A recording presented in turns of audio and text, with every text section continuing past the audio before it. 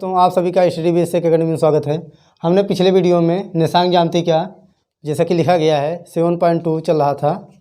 आज उसी को चैप्टर को हम लोग फिनिश करेंगे। 7.2 आज ख़त्म हो जाएगा और समय को न गंवाते हुए चलिए स्टार्ट करते हैं।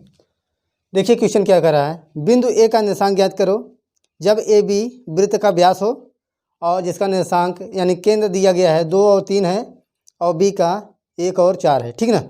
चलिए इसको फिगर को हम लोग बनाते हैं फिर समझते हैं। क्वेश्चन नंबर 7 है। देखिए ये हो गया हमारा वृत्त। सब जानते हैं कि ये क्या होता है, डायमीटर व्यास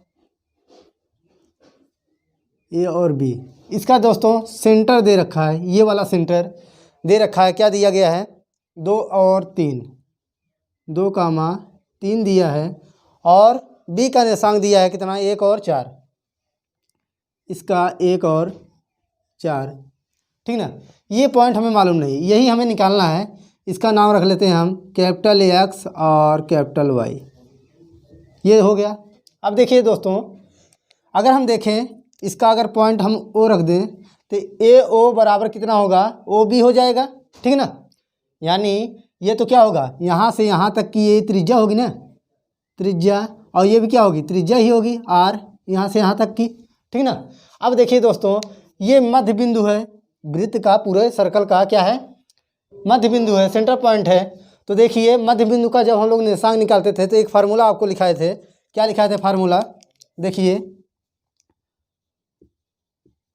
मध्य बिंदु का निर्देशांक, मध्य बिंदु का निर्देशांक क्या होता था। देखिए यक्स के लिए अगर हम लोग निकालते थे तो क्या आता था x1 प्लस x2/2 होता था और y के लिए क्या होता था y1 प्लस y2/2 होता था। यही फार्मूला था मध्य बिंदु का निर्देशांक। ये देखिए x और y इसमें क्या थे, ये सेंटर पॉइंट था, यानी ये बिंदु दे रखा था। हम इसको क्या मान लें x और y मान लें। ठीक ना। और ये हमारा x और y है, कैपिटल एक्स और y है और ये है। ठीक ना। तो मध्य बिंदु बराबर क्या होता था, पहले का निर्देशांक और दूसरे का निर्देशांक x वाला जोड़ के आधा कर लेते थे और y वाला ये y का और ये 4 का आधा कर लेंगे तो हमें क्या मिल जाएगा सेंटर पॉइंट मिल जाएगा। ठीक ना। अब चलिए उसी पे हम लोग सवाल लगाते हैं। देखिए मध्य बिंदु हमारा दे रखा है, मध्य बिंदु x और y क्या दे रखा है, देखिए 2 और 3, तो 2 बराबर कितना हो जाएगा दोस्तों x1 कैपिटल एक्स है प्लस y1 कितना x1 कितना है 1/2 हो जाएगा। ठीक ना। अब देखिए ये सेंटर पॉइंट इक्वल टू क्या हो जाएगा x1 कितना है x है और x2 कितना है 1 है। इसको अगर हम x1 में कन्वर्ट कर लें y1 में और ये क्या हो जाएगा x2 और y2 में हो जाएगा। अब तो आप रख सकते हैं आराम से और ये x y पे है। ठीक ना। तो ये हो जाएगा 2 दूनी 4 बराबर कैपिटल एक्स प्लस 1 x से एक क्या करेंगे उधर पछाना कर लेंगे तो x इक्वल टू कितना आ जाएगा 4 - 1 कितना आ जाएगा 3। यानी हमें x का निर्देशांक हमें दोस्तों मिल गया है। ठीक ना। ये मिल गया है हमें। y का हम लोगों को निकालना है।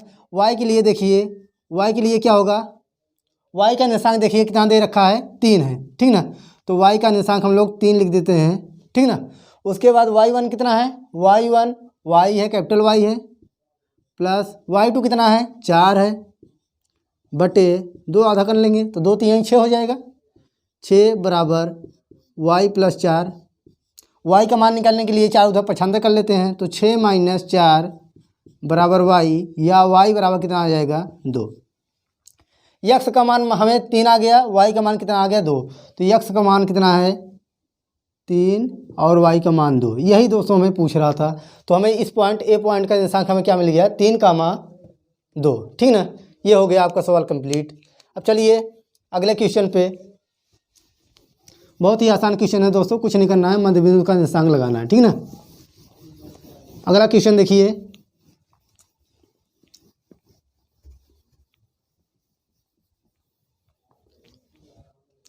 अगला क्वेश्चन, यदि ए और बी क्रमशः -2 और -2 हैं तथा 2, -4 हो तो पी का निर्देशांक ज्ञात कीजिए। A P equal to 3/2 7 AB और रेखाखंड PAB पर स्थित है। ठीक ना। अब देखिए दोस्तों क्वेश्चन को आप लोग पढ़ लीजिएगा। देखिए क्या कर रहा है, यदि P कोई रेखाखंड का मध्य बिंदु हो जाए, या बिंदु कर लीजिए, मध्य बिंदु तो नहीं कहना है, AB पर स्थित है। ठीक ना।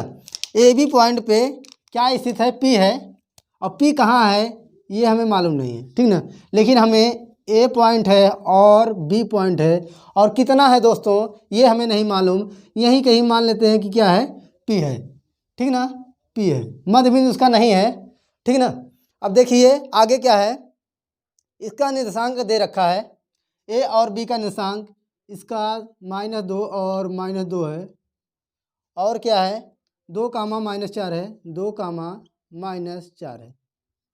अब देखिए ये तो हो गया A और B का निर्देशांक, हमें निकालना है P का निर्देशांक दोस्तों। और देखिए क्या होता है, उसमें एक दिया गया है कि AP बराबर 3/7 AB। क्या दिया है, AP बराबर कितना है, 3/7 AB। ठीक ना। ये दे रखा है कि AP जितना है उसका 3/7 कितना है, AB है। ठीक ना। अब देखिए क्या होगा, अगर हम AP अपान AB कर ले तो क्या मिलेगा दोस्तों, 3/7। क्या मिलेगा, 3/7। अगर हम AP और AB का अनुपात निकालें, AP अनुपात AB क्या हो जाएगा, 3:7। ठीक ना। अब क्या हुआ देखिए, AP बराबर 3/7 AB हो गया, और देखिए इसमें क्या है, अगर हम AP/AB कर लें तो 3/7 ही आएगा। अब देखिए क्या है कि AP कितना है, 3 है, और AB कितना है, 7 है। अब देखिए AP कितना है, ये 3 ले लें, यहाँ से यहाँ तक 3 हो जाएगा, और AB कितना है दोस्तों, 7 है, यहाँ से यहाँ तक कितना है टोटल, ये देखिए दूरी कितना है, ये 7 है, ये कितना है, 7 है। अब देखिए दोस्तों क्या हमें मिला, AP अपान AB किए तो 3/7 आ गया, और AP अनुपाते जब AB करेंगे तो कितना आएगा, 3:7। अब देखिए दोस्तों इतना पूरा 3 है, और ये पूरा AB कितना है, 7 है, तो यहाँ पर ये पॉइंट कितना आएगा, यानी ये डिस्टेंस कितना आएगी दोस्तों। देखिए 7 में से 3 घटा देंगे तो ये वाली आ जाएगी 4। ठीक ना। अब देखिए ये 3 आ गया, ये 4 आ गया। अब चलिए हम अंतः विभाजन का निर्देशांक हम लोग कैसे निकालते थे, देखिए x के लिए क्या होता था, m1 x2 plus m2 x1 बटे m1 प्लस m2, ये अंतः विभाजन का निर्देशांक था। और y के लिए दोस्तों क्या था, y के लिए m1 y2 plus m2 y1 बटे m1 प्लस m2। ये दोस्तों आपको पहले ही लिखा चुका हूँ कि ये अंतः विभाजन का होता है, अंतः विभाजन का होता है, अंतः विभाजन का निर्देशांक होता है, ये फार्मूला होता है। ठीक ना। अंतः विभाजन का निर्देशांक का फार्मूला होता है m1 x2 m2 x1 बटे m1 प्लस m2। अब देखिए दोस्तों ये किस अनुपात में विभाजित कर रहा है, अगर हम m1 और m2 का अनुपात निकालें तो क्या है, m1 अनुपात m2 किस अनुपात में है, 3:4 में। देखिए यहाँ से यहाँ तक 3 था, ये पूरा 7 सा, और ये कितना हो जाएगा, 7 में से 3 घटा देंगे तो ये कितना आ जाएगा, 4 आ जाएगा दोस्तों। और ये m1 होता था, m1, और ये m2 होता था। अब कुछ नहीं दोस्तों, यक्स का तो आप आसानी से निर्देशांक निकाल सकते हैं, इस पॉइंट का, इस पॉइंट का निर्देशांक हम लोग क्या मानते हैं, x और y मान लेते हैं। x y जब मान लेंगे तो दोस्तों क्या आ जाएगा, देखिए इसी फार्मूले में रख दीजिए। x1 हमारे पास क्या है, m1, इसी फार्मूले में x इक्वल टू क्या आ जाएगा, देखिए m1 कितना है, 3 है, m1 x2 कितना है दोस्तों, ये x2 कितना है, 2, प्लस m2 कितना है, 4 है, 4 गुणे x1 कितना है, -2 बटे m1 प्लस m2 तो 3+4 बराबर क्या हो जाएगा, देखिए x इक्वल टू 2×3 हो जाएगा, -8/4×2 8/7, ये कितना हो जाएगा, -2/7। अब देखिए y का कैसे निकालेंगे, y का निर्देशांक m1 कितना है 3, m1, y2 कितना है, y2 -4 प्लस m2 कितना है 4,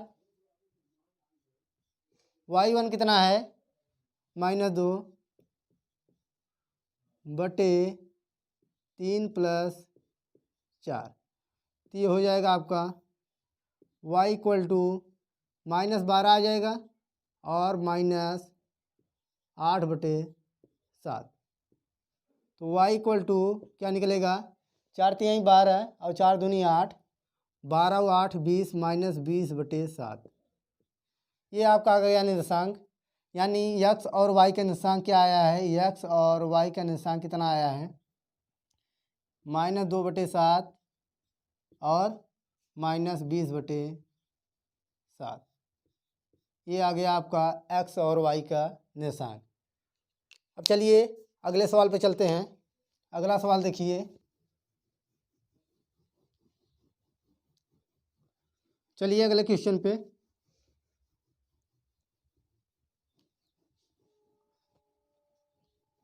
अगला क्वेश्चन देखिए क्या है, बिंदु ए पर कितना दिया गया है, -2 और 2 है और 2,8 को जोड़ने वाली रेखाखंड ए बी को 4 बराबर भागों में विभाजित करने वाले बिंदु का निर्देशांक ज्ञात कीजिए, ठीक ना। यानी कह रहा है, देखिए ये मान लेते हैं हमारा क्या है, ए पॉइंट है और ये हमारा बी पॉइंट है। इसका निर्देशांक दे रखा है कितना है, -2 और 2, और इसका निर्देशांक दे रखा है 2,8। अब इसमें कह रहा है दोस्तों कि 4 बराबर भागों में बांटना है, तो चलिए बांट लेते हैं। ये 1 पॉइंट, 1 भाग, 2 भाग, 3 भाग, और ये हो जाएगा 1 भाग, 2 भाग, 3 भाग और 4 भाग हो गया, ठीक ना। अब देखिए क्या होगा, सबका नाम हम लोग रख लेते हैं। अगर यहाँ से जोड़ें, ये तो 1 भाग हो जाएगा और ये कितना हो जाएगा, 1 भाग ये हो जाएगा, तो ये कुल कितना, थोड़ा सा और लंबा कर लेते हैं हम लोग यहाँ से,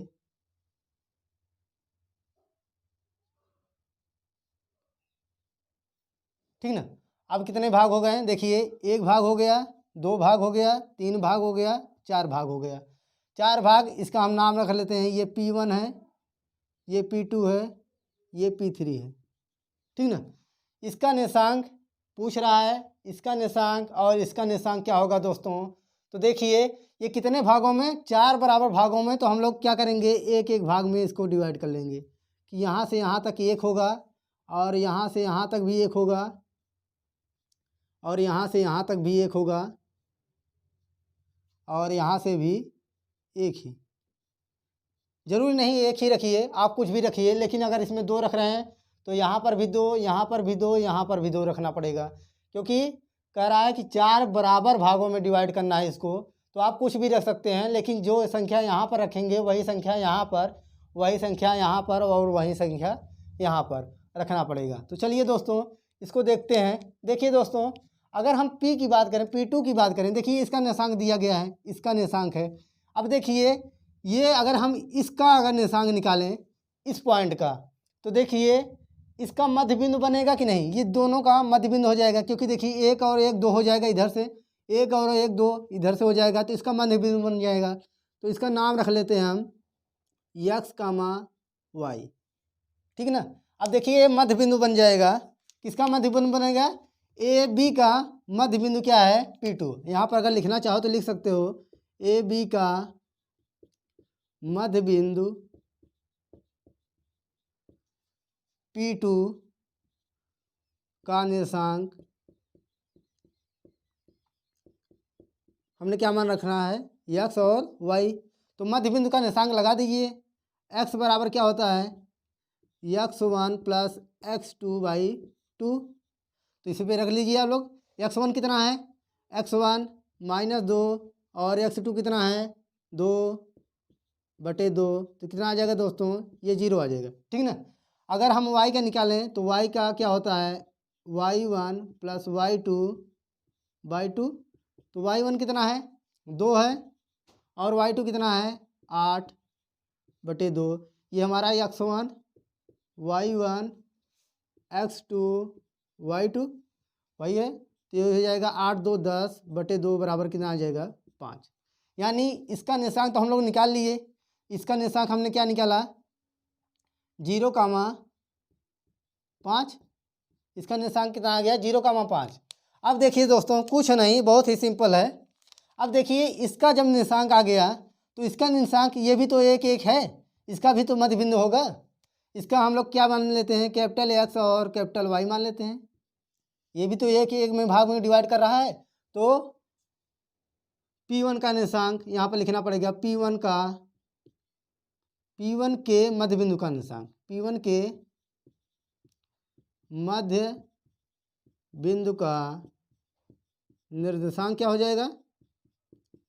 अगर हम निकालें तो कैपिटल X बराबर x1 प्लस x2/2। तो कितना है x1 -2 प्लस x2 कितना है 0/2। तो कितना आ जाएगा -2 कितना आ जाएगा -1। अगर हम y की अगर हम बात करें y का तो कितना हो जाएगा 2 + 5। तो यानी 2 + 5/2। तो कितना आ जाएगा 5 2 7/2, ठीक ना। कितना आ गया y1 प्लस y2/2। तो y1 कितना है 2 और y2 कितना है 5/2। तो कितना आ गया, यानी x कैपिटल X और y का निशान कितना आ गया -1 और 7/2। कितना आ गया -1 और 7/2। यानी इसका निशान हम लोगों ने क्या निकाला -1 और 7/2। इसका निशान निकल गया। अब देखिए इस पॉइंट का निशान देखिए, इसका हम लोग मान लेते हैं K और L, ठीक ना। इसका निशान हमने K और L मान रखा है।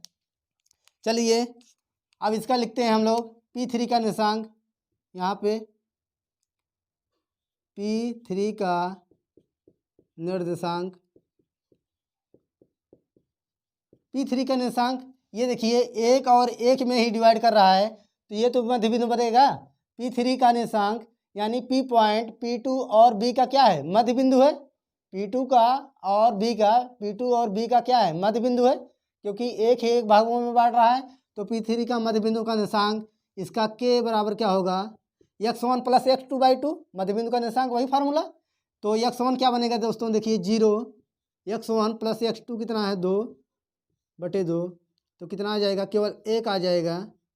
और अगर हम यल की बात करें तो यल का निर्देशांक हम लोग निकालेंगे तो y1 प्लस y2/2 होता है y के लिए। तो y1 कितना है 5 प्लस y2 कितना है 8/2। तो कितना हो जाएगा 8 और 5 13/2। तो देखिए k का निर्देशांक हम लोगों ने निकाल लिया कितना 1 और यल का 13/2। तो यानी यह k का कितना मान आया है 1 और 13/2, ठीक ना। देखिए दोस्तों कुछ नहीं है, केवल इसको हमने 4 बराबर भागों में बांट लिया। अगर देखिए ये P2 जो पॉइंट है AB का क्या है मध्य बिंदु पड़ेगा, क्योंकि 2 भागों में इसको बांट रहा है 2 भागों में इसको बांट रहा है, तो मध्य बिंदु होगा। तो इसका हम लोगों ने मध्य बिंदु का निशान लगाया। तो x1 प्लस x2/2 फार्मूला ही होता है। तो x1 कितना है -2, x2 कितना है 2। तो कितना आ जाएगा 0। और y के लिए y1 प्लस y2/2। तो 2 + 8/2 कितना हो जाएगा 5। तो इसका निशान क्या आ गया 0 और 5। अगर हम P1 की बात करें P1 तो क्या होगा A और P2 का मध्य बिंदु बनेगा, क्योंकि एक भाग में इसको और एक भाग में इसको डिवाइड कर रहा है। तो x का निशान हम लोगों ने P1 के मध्य बिंदु का निशान निकालना है। तो -2, x1 कितना है -2 और x2 कितना है 0/2। तो कितना आ गया -1। y का निकालेंगे तो y1 प्लस y2/2। तो 2 + 5/2 कितना आ जाएगा 7/2। तो एक आ गया -1 और दूसरा आ गया 7/2। और इसी प्रकार से इसका हम लोग निकालेंगे तो ये भी तो क्या है, P2 और B का मध्य बिंदु है। तो हमने क्या मान रखा, K और L, माना कि K और L P3 का पॉइंट है। तो KL का मध्य बिंदु का निशांक हम लोगों ने लगाया 0 + 2/2, तो x1 + x2/2 कितना आ गया 1। और y के लिए हम लोगों ने क्या रखा, देखिए L के लिए तो 5 और +8/2 हो गया, तो कितना आ गया 13/2। तो ये आपका चारों पॉइंट निकल गए, इसका भी निशांक, इसका भी निशांक और इसका भी निशांक। हम लोगों ने तीनों पॉइंट का निशांक निकाल लिया और A और B का दे रखा है। तो चलिए अगला वाले क्वेश्चन पे चलते हैं।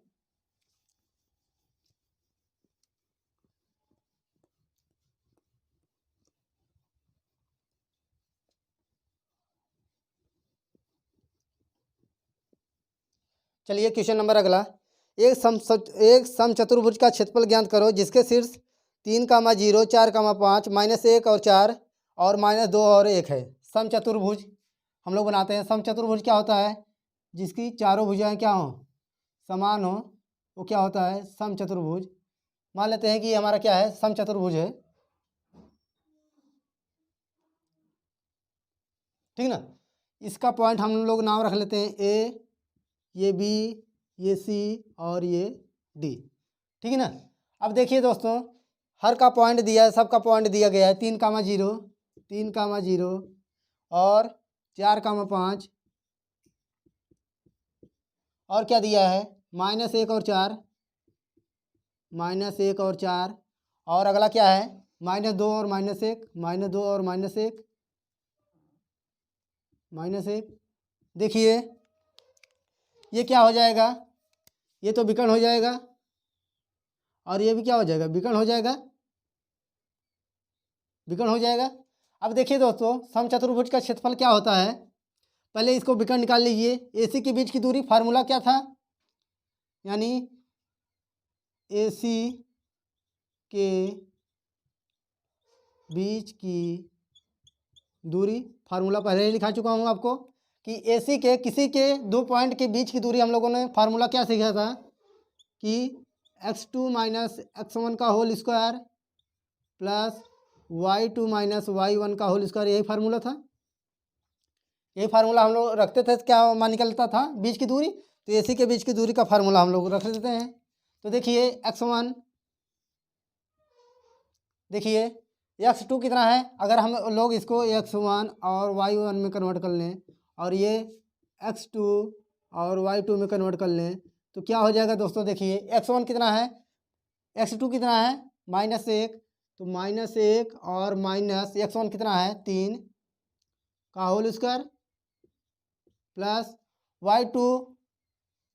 y2 कितना है 4 माइनस y1 कितना है 0 का होल स्क्वायर। अब देखिए क्या आएगा,